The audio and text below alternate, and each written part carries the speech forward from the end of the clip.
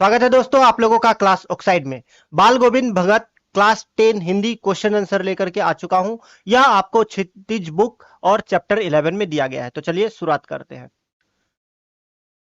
पहला क्वेश्चन है, खेती बाड़ी से जुड़े गृहस्थ बाल गोविंद भगत अपनी किन चारित्रिक विशेषताओं के कारण साधु कहलाते हैं। देखिए, एक्सप्लेनेशन में हम लोग पढ़ लिए थे कि यहाँ पे राम वृक्ष बेनीपुरी जो है वो वर्णन करते हुए कहते हैं कि जो अपनी क्या कर बाल गोविंद भगत जो है उनकी जो चारित्रिक विशेषता है, यानी कि चारित्रिक विशेषता क्या है, वो गृहस्थ जीवन में रहते हुए भी क्या कर रहे थे, तो साधु संत थे। यानी कि साधु संतों जैसा व्यवहार था, आचरण था।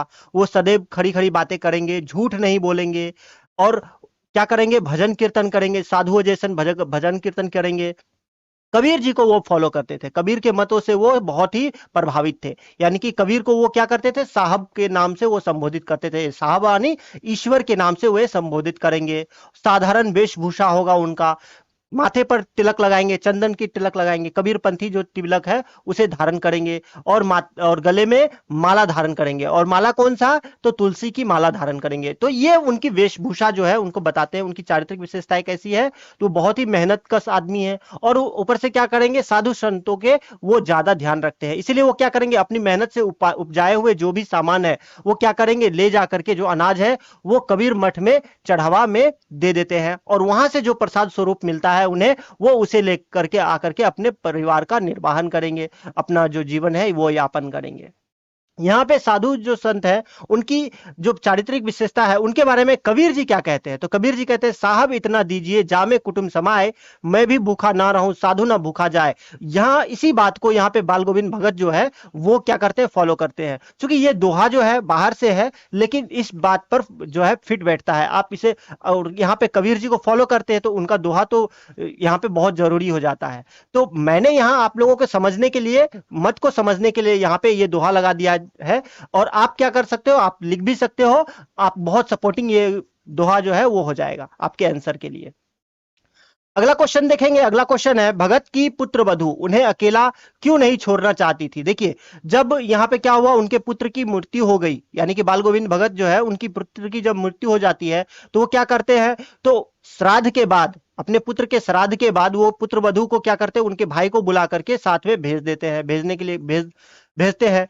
और साथ में क्या कहते हैं कि उनकी दूसरी शादी करवा दिया जाए, विवाह करवा दिया जाए। तो लेकिन इस बात पर वो राजी नहीं हो, पुत्र वधु जो है वो राजी नहीं होती है, और कहते हैं कि अगर मैं चली जाऊंगी तो आपको यहाँ देखभाल कौन करेगा। आप मतलब यहाँ पे क्या, जो बाल गोविंद भगत है वो तो बूढ़े हो चुके थे, तो अब जो बूढ़े हो गए थे तो वो अपनी जो खुद की देखभाल बहुत ही कम कर पाएंगे, तो कोई ना कोई उन्हें चाहिए जो देखभाल करे। लेकिन वो कहती है, पुत्र वधु उनकी जो है वो कहती है कि अगर छोड़ के चले गए तो वो कि उनकी भोजन का प्रबंध कौन करेगा, उन्हें पानी कौन देगा, या उनके जो भी चीजें हैं उन्हें ला करके कौन देंगे, तो अकेले पड़ जाएंगे। इसलिए वो उन्हें छोड़ करके जाना नहीं चाहती थी, लेकिन फिर भी जाकर के बाल गोविंद भगत जो है क्या करेंगे, तो उन्हें भेज देते हैं, यह कह करके अगर नहीं जाएगी तो वो घर छोड़ करके चले जाएंगे। तो इस तरह से वो जाना नहीं चाहती थी, लेकिन फिर भी जाकर के वो चली जाती है। भगत ने अपने बेटे की मृत्यु पर अपनी भावनाएं किस तरह व्यक्त की। देखिए, यहाँ पे जो एक साधु संतों की जो भाषा है, आत्मा और परमात्मा, इस चीज पर बहुत जोर दिया गया है। यहाँ पे भगत कहते हैं आत्मा जो है वो परमात्मा में जाकर के क्या करते हैं, वो विलीन हो गए हैं। इस वजह से वो, यानी कि आत्मा और परमात्मा में वो क्या करते थे, विश्वास करते थे, संत थे इस वजह से। और कहते हैं जब उनकी उनके पुत्र की मृत्यु होती है तो वो क्या किए, तो एक चटाई जो है वो बाहर बिछा देंगे, आंगन में बिछा करके, और उसी पर क्या करेंगे, सबके ऊपर से एक सफेद कपड़ा लगा देंगे और फूल बिखेर देते हैं। और उसके बाद क्या करते हैं, तो जो नित्य उनका क्रम था भजन गाना, वो खंजरी लेकर के वो अपना भजन जो है वो गाना जो है, यानी कि संगीत जो है वो गाने लगेंगे, कबीर के जो भजन है वो गाने लगेंगे। और अपने पुत्र वधु को भी कहेंगे कि शोक नहीं मनाने के लिए बल्कि उत्सव मनाने का समय है। क्यों, क्योंकि उनका मानना था कि आत्मा जो है वो परमात्मा में जाकर के विलीन हो गए, यानी कि आत्मा परमात्मा से जाकर के मिल गए हैं। इस वजह से उन्हें क्या करना चाहिए, तो शोक नहीं मना करके, दुखी नहीं होने के बजाय उन्हें खुश होना चाहिए और उत्सव मनाना चाहिए। तो यहाँ पे एक चीज, यहाँ पे कबीर का जो दोहा है वो आप देखोगे तो, प्रेम जगावे विरह को, विरह जगावे जीव, जीव जगावे पीव को, वही जीव वही पीव, ये कहा गया है। तो और भी बहुत सारे जो दोहे हैं इसके माध्यम से कबीर जी जो है इसे कोट करते हैं, इसे बताते हैं कि आत्मा जो है वो परमात्मा में जाकर के मिल जाते हैं। तो अगला क्वेश्चन देखेंगे। अगला क्वेश्चन है, भगत के व्यक्तित्व और उनकी वेशभूषा को अपने शब्दों में चित्र प्रस्तुत कीजिए। यहां पे देखिए रामवृक्ष बेनीपुरी क्या करते हैं, बाल गोविंद भगत के वेशभूषा के संबंध में बातें करते हैं। तो उनका जो चरित्र है, उनका जो वेशभूषा है वो क्या है, उनका व्यक्तित्व कैसा है, तो आप देखोगे रामवृक्ष बेनीपुरी क्या करते हैं, वर्णन करते हैं कि वे मंझले छोटे कद के थे, गोरे चिट्टे आदमी थे, 60 से ऊपर उनकी उम्र होंगी और बाल जो है वो पक गए थे, सफेद हो गए थे, लंबे दाढ़ी थे, जटा नहीं थी बालों में, लेकिन वो क्या करते थे, कनपट्टी जो है टोपी पहनते थे। और कनपट्टी टोपी पहनते थे, गले में क्या करेंगे, तुलसी की माला पहनते थे और तिलक लगाते थे, रामानंदी तिलक वो लगाते थे, और कमर में वो लंगोटी मात्र पहनते थे, यानी कि बहुत कम वस्त्र जो है वो पहनते थे। यानी कि जो साधु संतों की जो वेशभूषा है वो धारण करेंगे वे।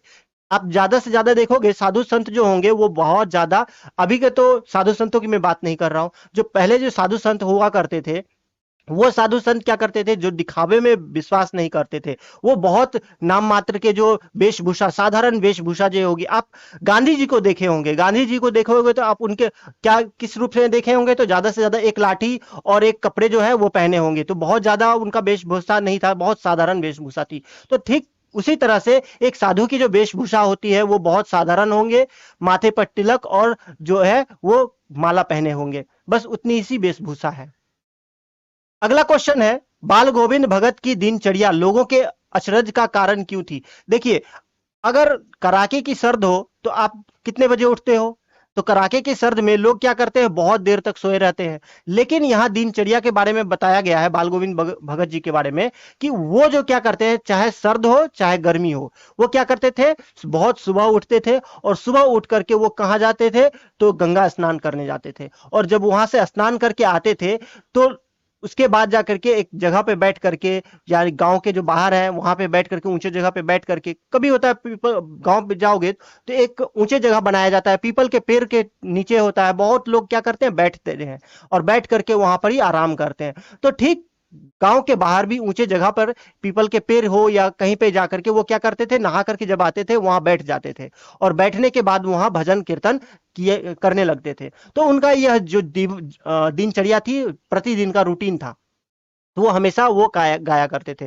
और सुबह सुबह पराती गाते, शाम को वो भजन कीर्तन करते, और शाम को क्या होता, जब भजन कीर्तन जब भी करते थे उनके आंगन में बहुत जमावड़ा लग जाता, श्रोताओं की भीड़ लग जाती, और सभी मिलकर के वो क्या करेंगे, तो भजन कीर्तन करेंगे और कभी कभी नाचने भी लगेंगे, यानी कि इतने मगन हो जाएंगे भजन भजन कीर्तन करने में, वो नाचने भी लगते हैं। तो ये उनका डेली का जो है दिनचर्या था, रूटीन था।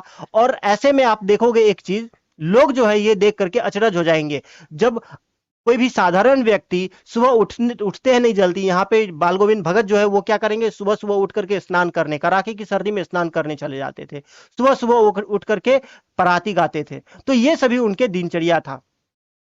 अगला क्वेश्चन देखेंगे। अगला क्वेश्चन है, पाठ के आधार पर बाल गोविंद भगत के मधुर गायन की विशेषता लिखिए। यहां पे देखिए रामवृक्ष बेनीपुरी क्या करते हैं, बाल गोविंद भगत का जो मधुर स्वर है, मधुर ध्वनि है, मधुर जो गीत है, उसके बारे में वर्णन करते हुए कहते हैं कि जब भी वो गाना गाते थे, भजन गाते थे, तो उनके भजन सुन करके लोग मंत्रमुग्ध हो जाते, कभी कभी कुछ लोग झूमने लगते, गुनगुनाने लगते।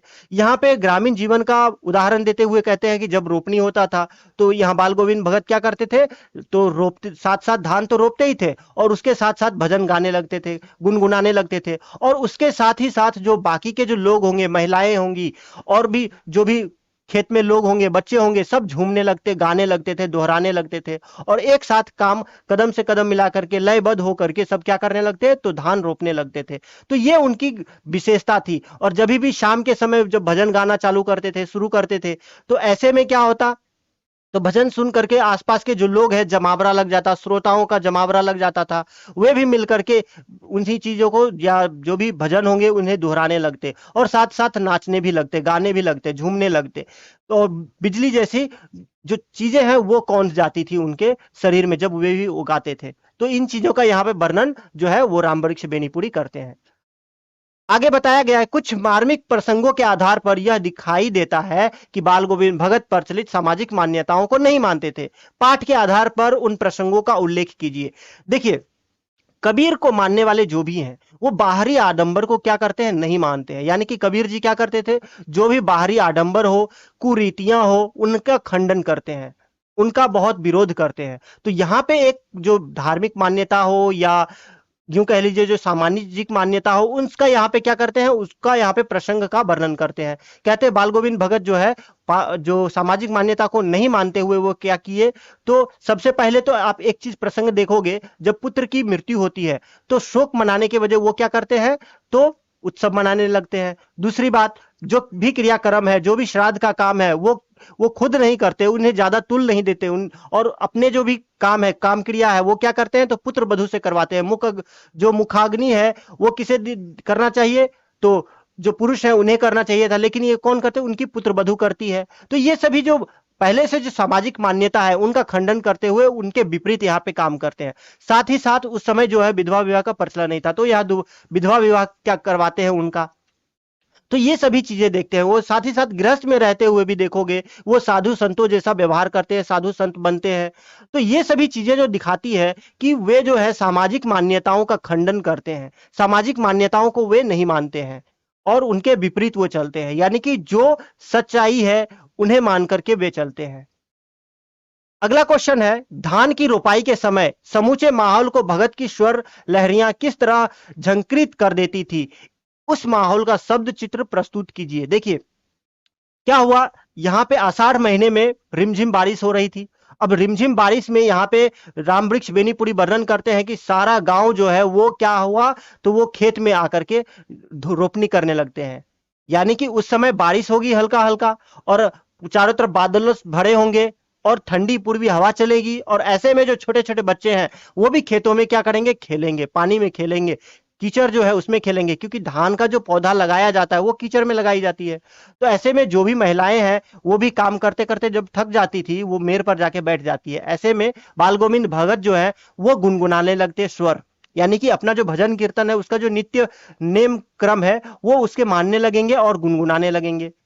अब गुनगुनाते हुए बहुत सारे जो वह व्यक्ति है, जो भी जिसके भी कानों में उनकी स्वर पड़ती थी, वे उन्हें बहुत अच्छा लगता। अब वो भी क्या करेंगे, साथ ही साथ गुनगुनाने लगेंगे, चाहे स्त्री हो या पुरुष हो, सभी जाकर के उस भजन को गुनगुनाने लगते और झूमने लगते थे, और झूमते हुए वो एक बद्ध होकर के रुपाई करने लगते हैं। तो ये सभी चीजें जो दिखाती है, सभी लोगों को उनका भजन जो है वो क्या कर देते हैं, तो झंकृत कर देने का काम करते हैं। तो यहाँ पे जो राम वृक्ष बेनीपुरी है एक ग्रामीण जीवन का यहाँ पे वर्णन किया, सुंदर वर्णन आपको देखने को मिल जाएगा। तो आई होप आप लोगों को समझ में आया होगा। मिलते हैं अगले वीडियो में, तब तक के लिए धन्यवाद।